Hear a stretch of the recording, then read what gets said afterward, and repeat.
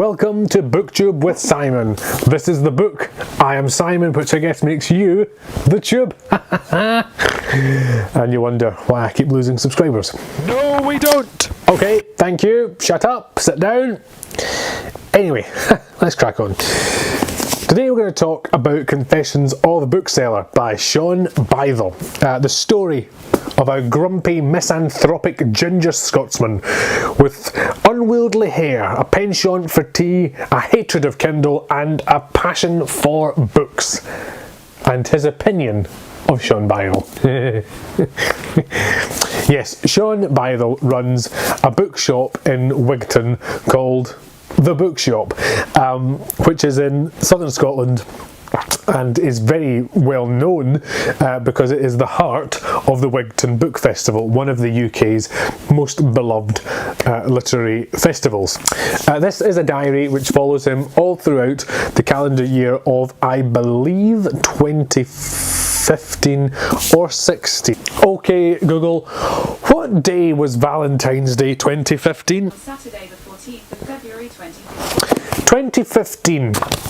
It's actually a sequel to Diary of a Bookseller, which I didn't realise until I started it, but here we are. I would compare it to the diaries by Adrian Mole, by the wonderful Sue Townsend. It's a very similar style, actually, where he just recounts his daily life over the course of, sometimes it's a few lines, half a page, a couple of pages, depending on how interesting that day was, and he just sort of tells us quite dispassionately about what has happened, and the mundane normality is immensely entertaining. As you've probably guessed by now, I quite like books. If you didn't know that, I need to have a word with my marketing department. You probably like books as well, considering you're watching this channel. Or maybe you're just here for the jokes. Definitely not. Thank you again.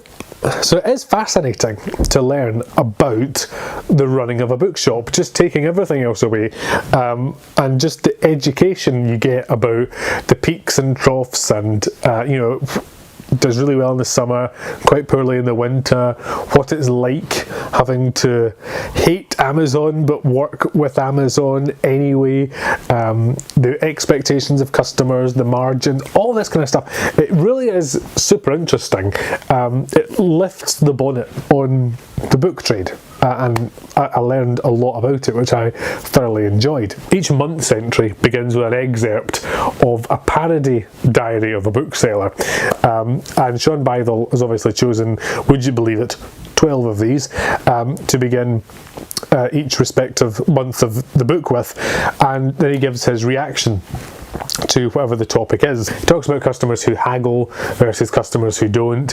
He talks about should you leave in the book plate or take out the book plate. It is really interesting. A lot of the things that are obvious but you just wouldn't necessarily think about. So people expect when you walk into a bookshop that you will have a certain title available, particularly popular titles, but his point is, well, we're a second-hand bookshop, so we can't just order in another copy of Moby Dick if it sells. We're at the mercy of what comes through the door. The downside of this, of course, is he goes to see people who want to sell their collections and values them, and gives his reaction to what is sellable, what isn't. Fishing books, apparently much sought after, and it was a bit depressing because I feel like if I got hit by a bus and my wife decided to sell our library, we have amassed sort of around 1,500, 1,600 books between us that we are really proud of, and we've very carefully selected everything. Yet, I feel like if Shaun Bythell was to come and sort of size up our library, he wouldn't be very impressed. And so I felt a little bit awkward about that. Yes, I own a copy of the Da Vinci Code. He doesn't seem to particularly like his job, I don't think, but he does really love books, and it seems like a hard graft, and it's made me want to support my local bookshop more. He's surrounded by this cast of characters who are nuts. So there's Nikki the Jehovah's Witness, who is his sort of main assistant in the shop. NJ Dubs, let's call her. She is mad, crazy, nuts. She brings in food out of the Morrison's skip every Friday, and it's called Foodie Friday. She really doesn't seem to like it. She's constantly posting abusive comments as the bookshop on the shop's Facebook page, slagging the boss off. There's also Flo, the student, who seems to be surly and has no interest in being in the bookshop at all. He also has an Italian student living with him for a period and working in the bookshop, who he calls Granny, because she has so many aches and pains and problems. And the regular customers have real personalities as well. You know, there's people like Sandy the Tattooed Pagan and Bumbag Dave, and all of these nicknames are just so much more colourful than Sandy and Dave. It really gives them that sort of dimension where they're maybe a wee bit exaggerated, but they're really, really fun to read about. He talks a lot about interactions with customers on the phone, by email, in person. And he's got this really funny knack of just putting in the exchange as is and not adding anything to it, so you're just left to realise for yourself how ridiculous it is, and it actually makes it seem all the more ridiculous because he doesn't have to explain to you that what has just been asked is absurd. He's very honest, he's very open. When he screws up in the shop, he talks a bit about his personal life and what he views as his failings, and he's really very candid, which helps you get to know him quite a bit. But Shaun does come across as really misanthropic and miserable in the most beautifully Scottish way.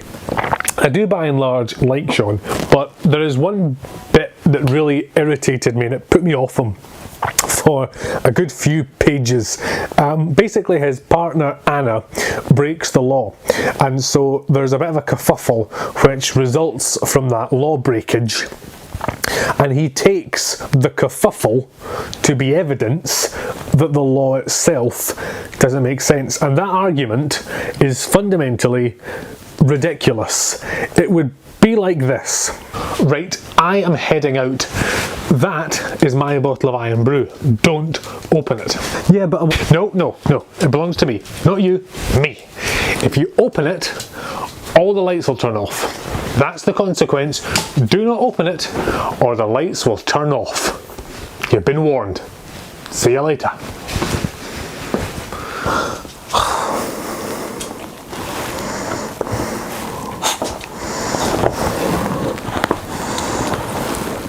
Sucks, doesn't it? Do you think I should just take it anyway?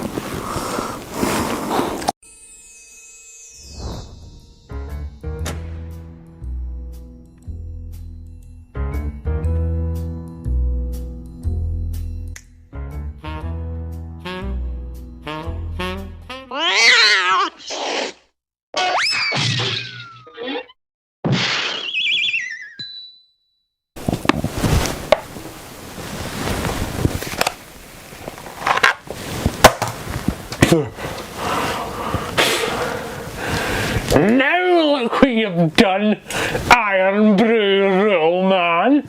Look at the mess you've made, the situation you've got me into. This proves the Iron Brew Rule makes no sense. You should have let me drink it. This is all your fault. No. Wrong. The fact that you don't like the consequences doesn't mean the rule itself is unfair. It doesn't mean it is fair.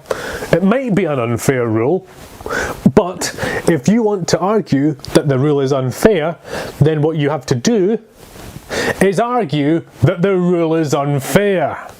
Brothers, join me. I am here to say one thing. We demand the right to drink Iron Brew when we choose. It belongs to nobody except us, the juice drinkers, and no one dare take away our God-given birthright to drink it as we please, without fear, without sanction. I give homage to juice drinkers. And if this is a juice drinkers army, where does it go? Sons of juice drinkers, I am BookTube with Simon. Tells jokes by the hundreds. Talks. I am BookTube with Simon, and I see before me all my subscribers. You are subscribers. Oh, and if you're not, please click below and subscribe. Thanks. I see a whole army of my subscribers here to stand in the face of tyranny. You can watch as subscribers. Aye, watch something else. It'll probably be better. You'll not have to put up with this rubbish. But when you're dying as old viewers in your beds, will you know, long to give up every day.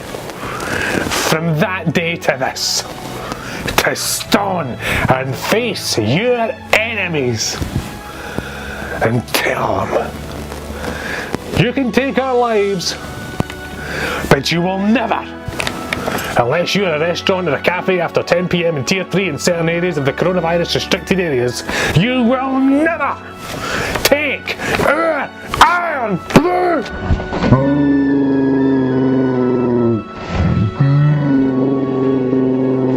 That would get my vote. But you can't just go around saying, because I don't like the consequences, the rule should just be dropped. I mean, I'm sure people in prison for murder wish murder wasn't illegal, but the fact that they don't like being in jail doesn't mean that murder is cool. Murder is not cool. That's why you don't mention politics. It puts me in rant mode. See, the thing is, I will accept people who have the same political view as me, and I will accept people with the opposite political view from me.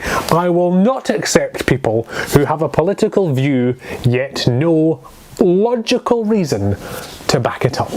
Let's move on. At one stage, he mentions in the book that they record a music video for the shop and post it to YouTube. So naturally, I check it out. Aside from being fantastic and hilarious, it is also exactly as I imagined the shop and everybody in it. There's Shaun. Oh, check it out then. The B-O-O-K, the B-O-S-S, the rest is B-G-C. Nikki the Jehovah's Witness. Because I am Nikki here and I'd like to say hello. Anna. Bookshop, what you gonna do today? Say what? And my theory is this is Flo. I need these glasses to see which asses are comprises in my... Exactly as I imagined them. I'm not going to show you the video though, because I want you to check it out on their channel. See below. One day, YouTube is going to redesign so that the description of the video is above or to the side or something, and we're all going to look like absolute idiots going, oh, look below, when actually what's below is something else. It wasn't until near the end of the book that I realised Sundays don't exist.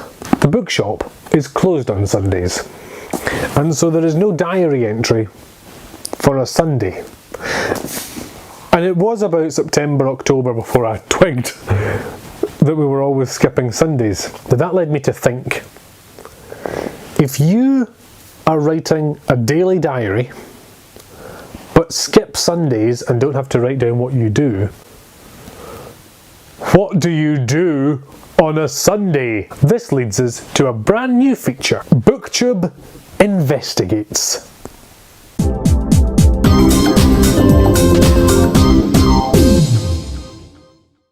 Let us consider the facts.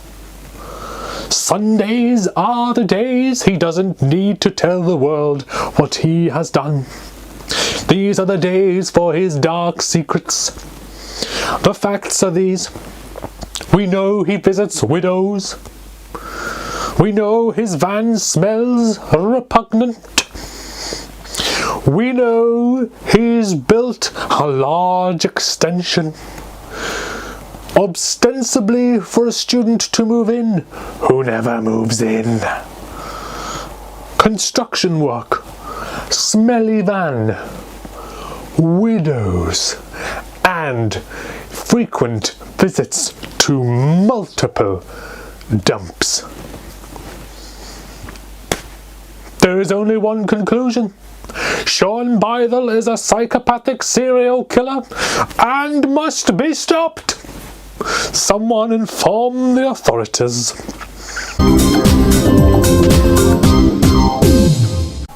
I would sum this up in 5 words as if Adrian Mole sold books, which I kind of said at the start of the video, but I think it's a great description, so I'm using it again. Yeah. Now the tables are turning. He has been sneering at our contemporary collections of invaluable books.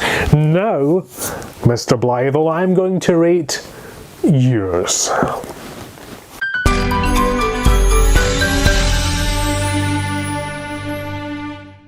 Damn it, it's 4 stars and brilliant. I loved it. There were bits where I laughed out loud on the train, laughing aloud into my mask, morning breath wafting back at me. It is so funny, and I do feel like these guys are my pals. I feel like I could bump into Shaun and Nikki and just have a chat. I want to know how Granny is, and I genuinely miss them now the book's over, which is a great sign of a well-written book, and well done to him for making the characters so lifelike and so likeable. What is a shame and inevitable because of the nature of the book is it just sort of, well, it ends at the end of the year, and I wouldn't even say there's no closure. It actually ends on a slightly disappointing note, which I won't give away, but I did finish up feeling a wee bit But he gives us an epilogue to find out what happened next to everybody, and it just didn't really end the way I wanted it to end. Gosh darn real life. If you have read it, let me know what you think. If you haven't read it, then let me know if you plan to. Thank you for watching, and I will see you on the next video. Bon voyage. Bookshop, bookie to the shop, you say bookshop, you don't stop or read for the hardback, bookie to the paperback, bookie to the rhythm of the book you read.